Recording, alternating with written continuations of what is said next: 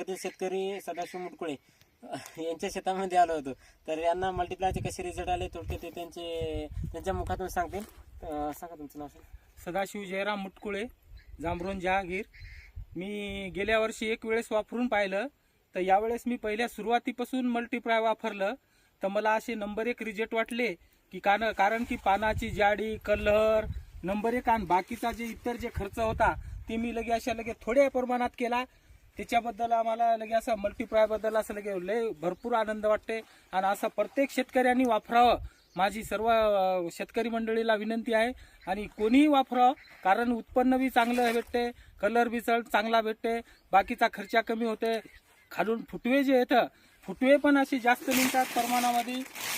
आणि मी जे 2 एकरला वापरलं आणि त्याच्यानंतर अर्धा एकर रान मी खाली ठेवलं, काहून तर वापरून नाही पाहिला, अनुभव पाहिला.